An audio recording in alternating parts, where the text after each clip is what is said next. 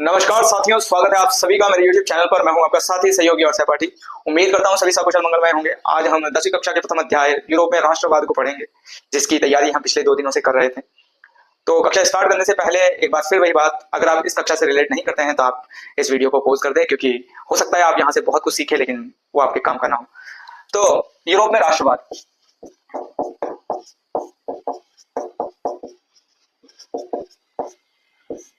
यहाँ पर आपको 2 शब्द देखने को मिल रहे हैं, यूरोप और राष्ट्रवाद। पहले हम यूरोप को समझ लेते हैं। यूरोप क्या है? यूरोप एक महाद्वीप है, जैसा कि हमें बचपन से सिखाया गया है कि 7 महाद्वीप है दुनिया में।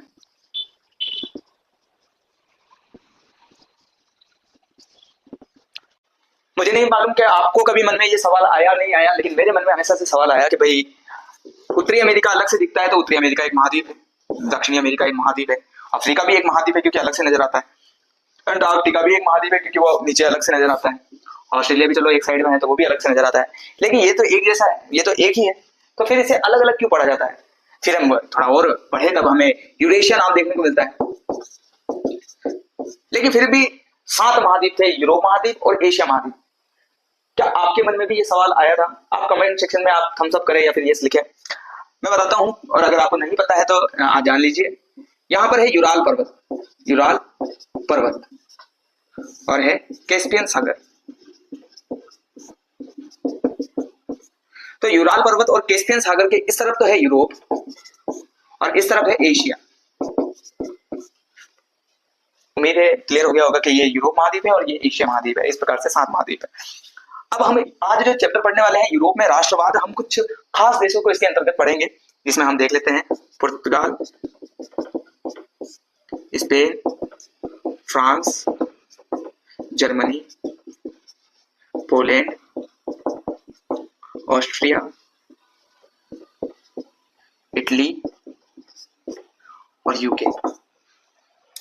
तो पुर्तगाल की राजधानी लिस्बन है, स्पेन की मैड्रिड है, फ्रांस की यहाँ पे पेरिस है, जर्मनी की बर्लिन है, पोलैंड की वर्साय है, इटली की रोम है। और अगर आप 10वीं कक्षा में सच में सीरियस विद्यार्थी हैं तो आपको पता होगा ही कि एक नक्शे का भी क्वेश्चन आता है। तो आप अगर मेरी कक्षा में ध्यान से बैठकर पढ़ते हैं तो आपको नक्शे तो लगभग क्लियर हो जाएंगे। तो उम्मीद है आपको यूरोप समझ में आ गया होगा। ये यूरोप जो शब्द है ये समझ में आ गया होगा कि यूरोप आपके इस तरीके से है। अब बात करते हैं दूसरे शब्द की, राष्ट्रवाद। राष्ट्र मतलब कोई देश, वाद मतलब विचार। अच्छा, राष्ट्रवाद की जो टिपिकल आपके क्लास में जो परिभाषा दी होगी या आप यूट्यूब पे देखते होंगे या फिर आपने किताब में पढ़ी होगी, वो है देश के प्रति आपकी प्रेम भावना, आपकी निष्ठा भावना, आपका जो भी समर्पण भाव है देश के प्रति, जो भी आपकी आत्मीयता है देश के प्रति, वही राष्ट्रवाद है। नेशनलिज्म एक अच्छा वर्ड। तो एंटी नेशनलिस्ट होते हैं और नेशनलिस्ट होते हैं। अगर आप अपने देश के प्रति बुरी भावना रखते हैं तो आप एंटी नेशनलिस्ट हैं। अब वो तो आपके समय पे डिपेंड करता है कि कब आप नेशनलिस्ट है और कब एंटी नेशनलिस्ट हैं।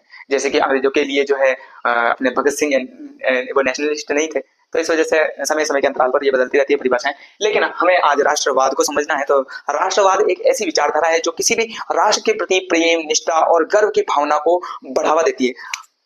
प्रेम, निष्ठा, गर्व, त्याग, समर्पण जैसी भावनाओं को जो है बलवान बनाती है। अगर आप थोड़ी और टिपिकल परिभाषा की बात करें तो राष्ट्रवाद लोगों के समूह को इतिहास, परंपरा, भाषा, जातीयता और संस्कृति के आधार पर कहीं ना कहीं एकीकृत करती है।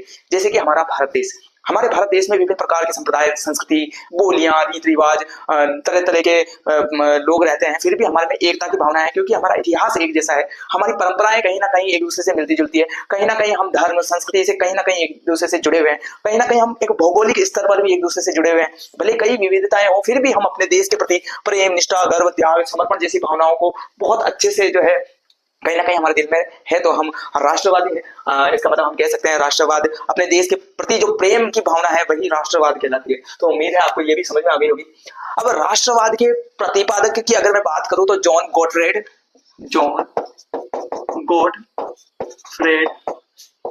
हर्डल, ये जर्मन से थे। जर्मन के दार्शनिक, कवि और क्रिटिक्स थे। इन्होंने जर्मन में राष्ट्रवाद की जो है कहीं ना कहीं प्रतिपादन किया, इसलिए इन्हें जॉन गॉटफ्रेड को हर्डल को राष्ट्रवाद का जो है प्रतिपादक कहा जाता है। बाकी बात करते हैं कि राष्ट्रवाद जैसी एक क्रांतिकारी विचारधारा यूरोप में कैसे फैली। इसके लिए हमारी पिछली 2 क्लास थी कि 1095 में कैसे धर्म युद्ध होते हैं और उन धर्म युद्ध की बदौलत कैसे यूरोपियन जेरूसलम में आते हैं और कैसे पढ़ाई करते हैं और कैसे कुस्तुनतुनिया का पतन हो जाता है, कैसे इटली तक ये बात पहुंचती है, और इटली पर जब बात पहुंचती है तो आप इटली के फ्लोरेंस की बात करते हैं, फ्लोरेंस, यहीं से पुनर्जागरण स्टार्ट होता है, पुनर्जागरण की बात करते हैं। देखिए, तो ये यहाँ पर तो सारा दौर खत्म हो चुका था, अब व्यापारिक केंद्र बिंदु के रूप में इटली आ जाता है। इटली एक व्यापारिक केंद्र के रूप में कहीं ना कहीं स्टेब्लिश हो जाता है, क्योंकि ये भूमध्य सागर के बीचों बीच स्थित था, जिसके कारण यहाँ पर व्यापार बहुत अच्छे से फलता फूलता है, और यहाँ पर एक नया वर्ग जन्म ले लेता है जिसे मध्य वर्ग कहते हैं। इसने पादरी और जो भी आपके एरिस्टोक्रेट्स और पादरी सामंत जो भी थे, उनकी विचारधाराओं को नकारते हुए आपके जो है खुली विचारधाराएं, उदार विचारधाराएं, स्वतंत्र विचारधाराओं को जन्म देते हैं और सपोर्ट करते हैं। तो इसकी वजह से यहाँ पर समाज कहीं ना कहीं फलता फूलता है, और ये जो मध्य वर्ग था ये कहीं ना कहीं इन पर हावी हो जाता है। इसी में एक बहुत खास जो अहम रोल निभाता है वो है आपके छापाखाना।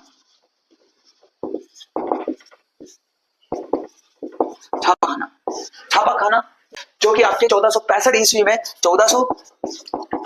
में कहीं ना कहीं यूरोप में पहुंच जाता है, और इसकी बदौलत जो भी लोग थे, जिनके भी विचार थे, वो सिर्फ उन तक सीमित नहीं थे, उस एरिया तक सीमित नहीं रहे, वो अब पत्रों के माध्यम से, किताबों के माध्यम से कहीं ना कहीं यूरोप के कोने कोने तक पहुंच रहे थे। और ये पुनर्जागरण की जो लहर थी, ये जो नई नई विचारधाराओं का जो फैलाव था, वो कहीं ना कहीं बहुत बड़े स्तर तक फैलने लगा, और पूरे यूरोप में कहीं ना कहीं एक नई जागृति की लहर दौड़ती है। इसे ही एज ऑफ एनलाइटमेंट कहते हैं, age of enlightenment, age of enlightenment, age of enlightenment. अब एज ऑफ एनलाइटमेंट में हम जो है रेने डेकार्ट, जो कि फ्रेंच के फिलोसोफर थे, गणितज्ञ थे, इन्हें फादर ऑफ मॉडर्न फिलोसफी भी कहते हैं, father of modern philosophy Rene Descartes है, रेने डेकार्ट है। ये मैं इरेज कर देता हूं पहले।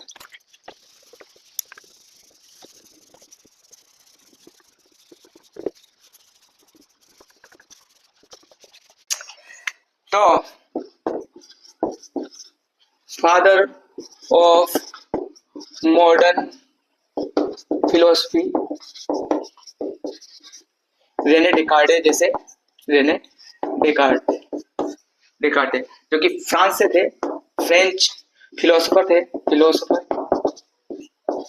और गणितज्ञ थे।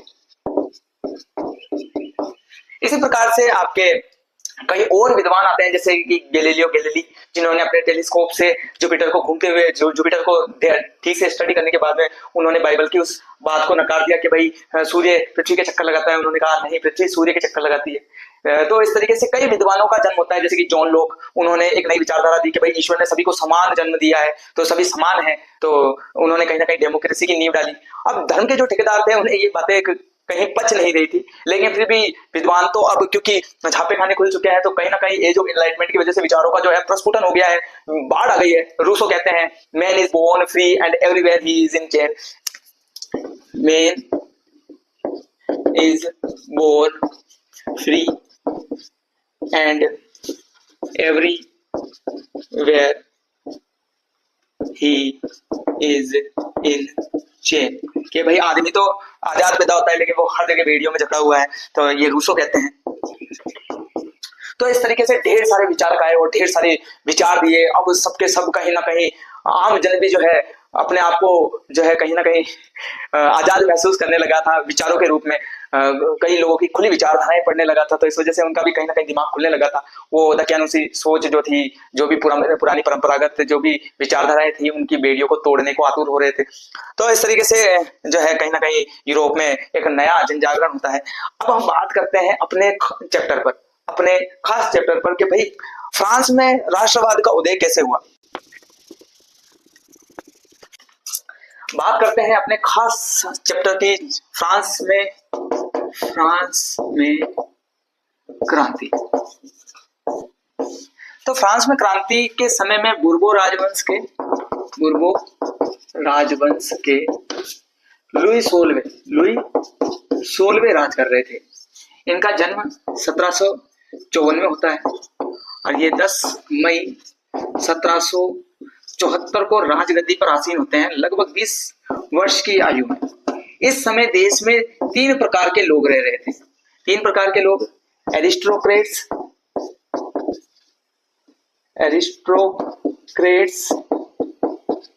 पादरी और पीसेंट।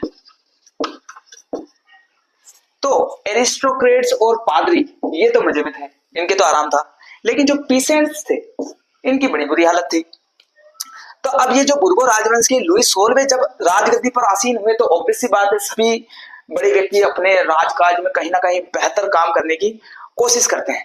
तो ये अपने जो फाइनेंस जो मिनिस्टर थे रॉबर्ट टेरेगो करके, रॉबर्ट टेरेगो करके, इनसे सलाह मांगते हैं कि भाई देश में जो गरीबी और जो भी अन्न की कमी वमी है तो इसकी क्या मतलब, हम क्या कर सकते हैं। तब इन्होंने कहा कि ऐसा करो, हमें जो पीसेंट्स हैं इनके मामलों में दखलंदाजी कम कर देनी चाहिए। दखलंदाजी, इंटरफेरेंस कम कर देना चाहिए, सब देख लें। तो इंटरफेरेंस कम कर देना चाहिए, हमें इनके मामलों में जो है हमें ज्यादा दखलंदाजी नहीं करनी चाहिए।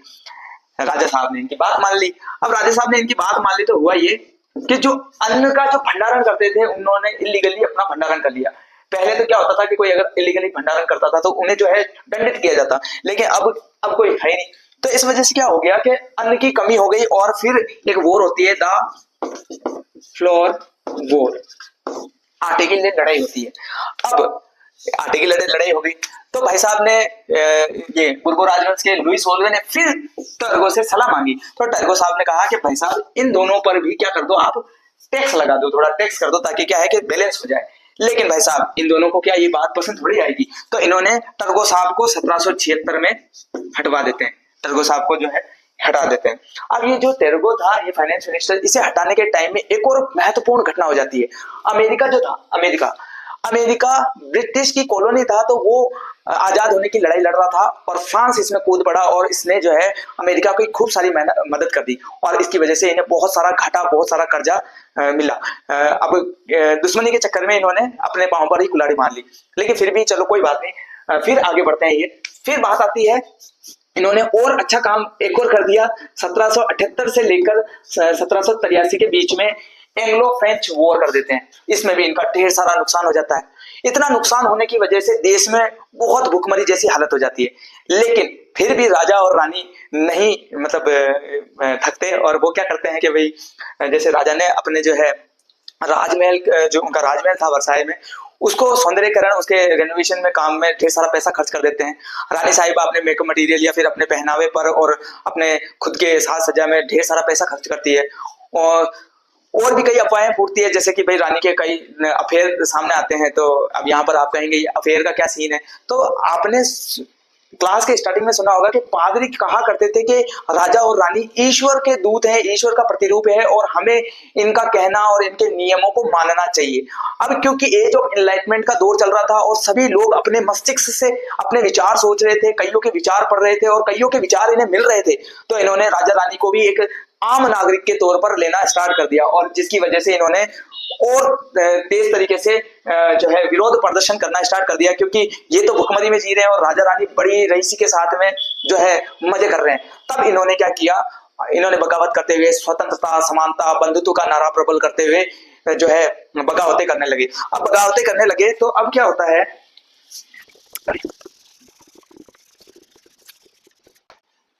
तो जब सभी तरीके से बगावतें होने लगी तो राजा ने 176 साल बाद में एक वापस डिसीजन लिया।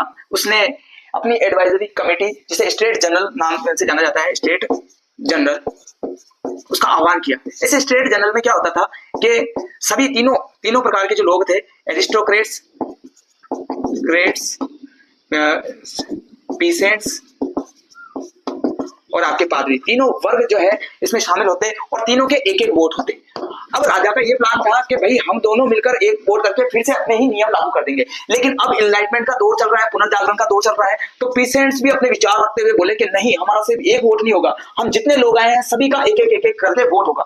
राजा हिल गया और इन्होंने इस चीज को नकार दिया और इसको बहिष्कार कर दिया। अब राजा को लगा कि क्या करें, तो राजा उठ के चले गए। अब पीसेंट्स लोगों ने क्या कहा कि भाई हम अपनी नई स्टेट जनरल बनाएंगे, हम अपनी स्टेट जनरल बनाएंगे, नई असेंबली बनाएंगे, जनरल की असेंबली बनाएंगे और इसके चक्कर में असेंबली बनाएंगे। इस चक्कर में वो उस टाउन हॉल में पहुंचे, लेकिन उस टाउन हॉल पे ताला था, तो ये एक टेनिस कोर्ट पे पहुंचे और वहां पर जाकर इन्होंने अपनी शपथ वगैरह जो भी ली वो सारी ले ली। अब शपथ लेने के बाद में इन्होंने जो है कहा कि भाई हम खुद अपनी स्टेट जनरल बनाएंगे और 27 जून 1789 में जो है इन्हें जो है राजा ने इनके मतलब इन्होंने जब इतना कुछ प्रोटेस्ट किया तो राजा ने इन्हें जो है 27 जून 1789 में अपना लिया कि भाई चलो ठीक है बना लो, क्योंकि राजा सोच रहा था, राजा के आसपास वाले चाटुकारों ने कहा होगा कि आम जनता है भरती रहती है क्या करेगी ये। फिर अब नई जो असेंबली बनी, अब जो नई असेंबली बनी है, अरे यहाँ पे बरसात हो रही है और बरसात में अभी लाइट जाने वाली है, तो नई असेंबली बनी तो राजा साहब यहाँ पे बैठे, इधर लेफ्ट विंग हो गया, लेफ्ट विंग, और इधर हो गया राइट विंग। तो इधर लेफ्ट विंग और इधर राइट विंग। राइट विंग की तरफ एरिस्टोक्रेट्स और पादरी थे, जो कि वो पुरानी परंपराओं को जो है लागू करना चाहते थे, जबकि लेफ्ट विंग में समानता, स्वतंत्रता और बंधुत्व की भावना के प्रतिनिधि बैठे थे, मतलब कि वही अपने पीसेंट्स, इनके साथ में और भी कई इंटेलेक्चुअल लोग भी थे, बंधुत्व की भावना रखते थे। इधर लगभग 98% सपोर्ट में थे, इधर लगभग 2% ही सपोर्ट में थे। कौन? राजा के या तो सेवक थे या फिर ये एरिस्टोक्रेट्स और पादरी लोग थे। अब क्या होता है, ये अपने अपने विचार देते हैं, लेकिन विचारों में क्या समानता थोड़ी होगी। तो अब ये जब इनकी एक मीटिंग हो रही थी तो अफवाह फूटी कि भाई ये जो भाई साहब है, राजा भाई साहब, ये पेरिस पर अटैक करने वाले हैं। क्या? पेरिस पर अटैक करने वाले हों, और यहीं से हमारा चैप्टर जो है वो स्टार्ट होता है। तो जब आम जनता को पता चलता है कि राजा भाई साहब पेरिस पर अटैक करने वाले हैं, तो 14 जुलाई 1789 में आम जनता जो है राजा से पहले ब्रास्तिल के किले पर अटैक कर देती है और वहां से कुछ सैनिकों को आजाद करवा देती है और अपने आप को स्वतंत्र महसूस करने लगती है। वो ब्रास्तिल के किले को ढा देती है, क्योंकि ये आपदाइयों के और पुरानी परंपराओं का जो प्रतीक मानकर उसे ढा देती है, और ये लड़ाई बगावतें और तेजी से फैलने लगती है, सभी लड़ने लगते हैं।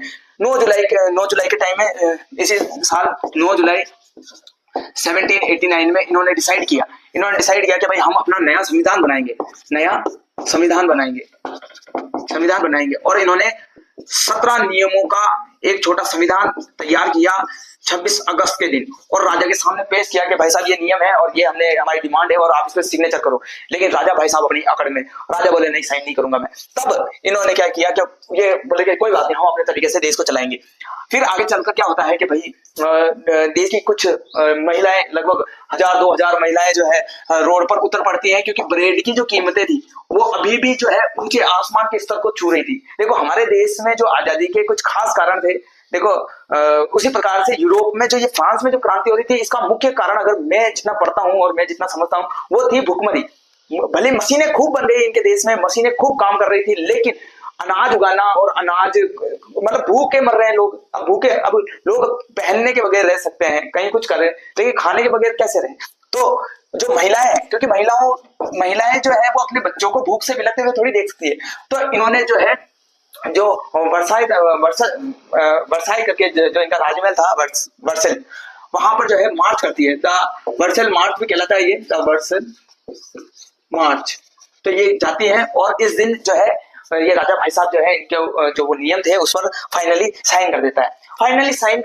तो फाइनली जब वर्सेल मार्च हो जाता है और साइन कर दिया जाता है, तब महिलाओं में भी एक जोश आ जाता है कि हम भी कुछ कर दिखाएंगे और हम भी कुछ कर सकती हैं। तो 15 सितंबर की बात है 1791 की, ओलंपे द गुप्स करके एक महिला थी, जिन्होंने जो है बोला कि भाई हमें भी अपना हक दो, हमें भी अधिकार चाहिए। हालांकि आने वाले लगभग 150 200 सालों तक यहाँ पर कोई अधिकार महिलाओं को नहीं दिए जाते। नेक्स्ट ईयर चुनाव होते हैं 92 में, और देश में जो चुनाव होने के बाद में जो है, आम चुनाव के बाद में जो है रिपब्लिकन घोषित कर दिया जाता है फ्रांस को, और फिर उसके जो राजा और रानी थे उन्हें जो है जेल में डाल दिया जाता है। जेल में डालने के बाद में उन्हें जो है वो ग्लिटर से कटवा दिया जाता है 1793 में। बात आ जाती है जो ये अपने जो इसमें एक छोटा सा किस्सा सुना के क्लास को ओवर करते हैं।